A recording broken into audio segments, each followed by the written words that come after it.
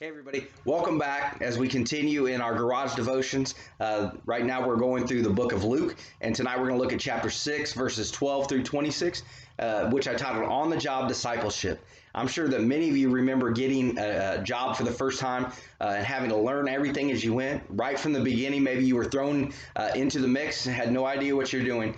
For me, that is exactly how I learned the best, by doing it and seeing firsthand how things happen, how to handle them in real time. Tonight, we're going to see how Jesus himself chooses the 12 men that he's going to disciple, or in a sense, allow them to be with him over the next 3 years. And he's going to allow them to see exactly what it is going to be like for the rest of their lives. They will constantly be seeking out people, bombarded by those who come to them in need, persecuted by those who hate him. But through all this, Jesus tells them and shows them that they will receive blessings from God for their ministry. Here tonight, we're going to see how Jesus challenges them to stand firm and to not compromise, because those who stand firm and endure the struggles of this life in their ministry will receive blessing. It may not occur immediately and may not even be seen in our lives until we die on this earth and are received in heaven. But Jesus here echoes the words that we can read in Moses or by Moses in Deuteronomy with blessings and curses or woes. At the end of Moses' life, he tells the Israelites, the new group that will go into and receive the promised land, that if they live for God, then blessings will come. But when they do not live for God, curses or woes will come on them. And so that's exactly what we're going to see tonight as Jesus spends time with his chosen 12 to explain the fact that there are going to be blessings and there are going to be woes and who those fall upon. So let's look first at chapter 6, verses 12 through 16. One of those days when Jesus went out to a mountainside to pray and spent the night praying to God. When morning came, he called the disciples to him and chose 12 of them, whom he also designated apostles: Simon, who he named Peter, his brother Andrew, James, John, Philip, Bartholomew, Matthew, Thomas, James, son of Alphaeus, Simon, who was called the Zealot, Judas, son of James, and Judas Iscariot, who became a traitor. We see here Jesus, like we're doing in our devotion time in the garage, taking time to just go out, to be still, to commune with the Father. Jesus does this regularly, and here we see that he says he goes on a mountainside to pray, and he spent the night praying to God. I don't know if you've ever spent significant time in prayer or not, but a long time ago, when I first became a Christian, about 10 years ago, the pastor of our church, Dwayne McCracken, on January 1st of every year would have 12 hours of prayer. And he would ask people to sign up for a 1-hour time slot. And the first time I did that, I'm like, how in the world am I going to pray for an hour? What's that going to be like? But once I got there and started praying, and there were some focused bullet points that he had and some scriptures to read that we could pray through. But when that hour wrapped up, I looked around and I'm like, wow, that did not even seem like an hour. So I'm sure for Jesus, this time that he spent with the Father in communion and longed to have that time together just flew by. Even though it was all night long, I'm sure it didn't seem like that. But at the end of that night, he calls the disciples to himself, chooses 12 to be the ones that's going to spend the next 3 years of their lives learning from him, traveling with him, seeing everything that he encounters, hearing the teachings that he gives, seeing the miracles he performs, and most importantly, being told the answers and given understanding for the things that Jesus teaches, yet no one understands. It's a mystery to them.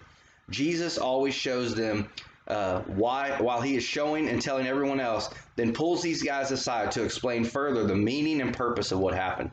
And most times they still didn't get it. But discipleship means that you invest in other people and they are invested in you. For me, I tend to try to make sure that I'm always with someone. You can't disciple someone if you're not with them. They need to see how you live and how you respond to the difficult situations in your life. They need to be here in the garage when I'm building something and I cut my finger, and how I respond to that. Or when something doesn't go as planned and you have to tear it apart and completely redo it.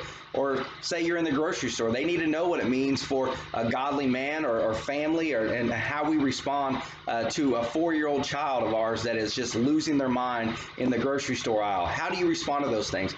And discipleship, taking people along with you so they see how you live your life and respond, allowing the Holy Spirit to guide and direct your lives is extremely important. I always say it, and you probably get tired of hearing it, but it's not all about you, but it begins with you. And that means that whoever you're discipling needs to visibly see what you're doing and what you're telling them to do, and then explaining in more detail when they have questions. We do not have time in detail here to talk about each of these 12 men that Jesus calls to himself as disciples, but we know that there's 12 total. 3 of them, Peter, James, and John, are the inner circle that spend the most time with Jesus and are the ones he takes on specific tasks. In Matthew 10, we get a little better explanation of them because we see in Matthew, it highlights that 2 are sets of brothers. So you have Simon, Peter, and Andrew, who are brothers, and you have James and John, who are brothers. We see Matthew, who's a tax collector. His other name was Levi. Then we see Philip, Bartholomew, James, the son of Alphaeus, and Thaddeus. We don't hear a lot about these guys during Jesus' ministry. We also see Thomas, who is the one that is known as Doubting Thomas because he doubted Jesus' resurrection unless he saw it with his own eyes. We see Simon the Zealot. And in the context of the New Testament, what a zealot was a party that was zealous for Jewish independence and throwing off Roman rule. They hoped to accomplish this by getting people to rebel, to drive the Romans out of Israel, and to establish Mosaic theocracy. Finally, we see Judas Iscariot, simply the one who stole money from the group and eventually the one who betrayed Jesus. All right, so let's go ahead and read these blessings and woes in verses 17 through 26. He went down with them and stood on a level place. A large crowd of the disciples was there, and a great number of people from all over Judea, from Jerusalem, and from the coastal region around Tyre and Sidon, who had come to hear him and to be healed of their diseases. Those troubled by impure spirits were cured, and the people all tried to touch him, because power was coming from him and healing them all. Looking at the disciples, he said, "Blessed are you who are poor, for yours is the kingdom of God. Blessed are you who hunger now, for you will be satisfied. Blessed are you who weep now, for you will laugh. Blessed are you when people hate you, when they exclude you and insult you, and reject your name as evil because of the Son of Man. Rejoice in that day and leap for joy, because great is your reward in heaven. For that is how their ancestors treated the prophets. But woe to you who are rich, for you have already received your comfort. Woe to you who are well fed now, for you will go hungry. Woe to you who laugh now, for you will mourn and weep. Woe to you when everyone speaks well of you, for that is how their ancestors treated the false prophets." Okay, so here we see, and going on with on-the-job ministry training. Immediately after being chosen to be the guys, they encounter a large crowd who are throughout the New Testament seen pressing in on Jesus, occupying his time, demanding from him things, touching him. Jesus turns and looks at the disciples and tells them that this is what they must realize it is going to be like for the rest of their lives from now on. That's important for pastors, for me, to understand as well.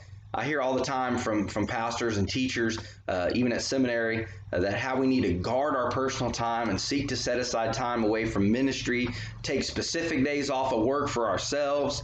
And as much as I want to say that I agree with that, I disagree with that overall mentality. I do agree that we need to stay connected to the Father in our own personal times of devotion and study.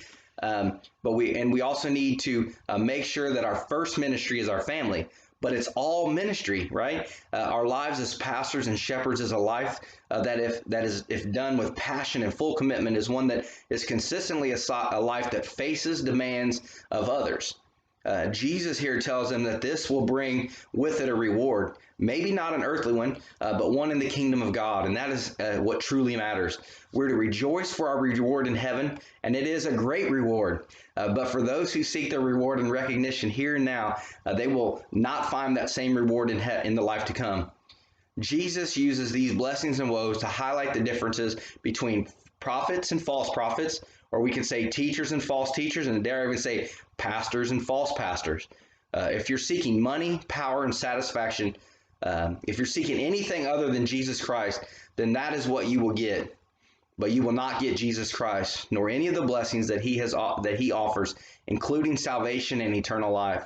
So I implore you to turn to Jesus, to believe in him, live your life for him out of the desire to be obedient and receive the blessings that he has to offer alone, rather than for yourself or the approval of other men and women, taking others along beside you because you model a life yielded to Christ. Paul says it like this, and this is where we're going to end. In 1 Corinthians 11, verse 1, Paul says, "Follow my example as I follow Christ." My prayer is that each of us can say that in our ministries as well, that we can look to Christ and point others to him as well. Father God, we thank you for this amazing day. Lord, we don't even know where to begin in our prayer lives most of the time. And as we look at the lives of these 12 men that Jesus pulled alongside of himself, we see many different careers, many different focuses in their lives. But Lord, we know that they were all brought together for unity to serve Jesus Christ, the living God. And Father God, we know that there was one who betrayed, but we know that even in our betrayal, even in the times that we turn from you, you will welcome us back. But we have to turn to you. Lord, we have to submit our lives to you. And that is the only place where these blessings that we talked about tonight can come from, through your Son, Jesus Christ, the way, the truth, and the life, the only one that gives life. And Lord, help us to turn to him, focus on him, and point others to him. In the mighty name of Christ we pray. Amen. You guys have a great night, and I will see you tomorrow night. And I just want to say once again, I really am excited and enjoy the feedback that I get from you all, the time that we spend, even though it's not together, it is together in God's word and continuing to grow and to know him more. You guys have a great night. I'll see you later.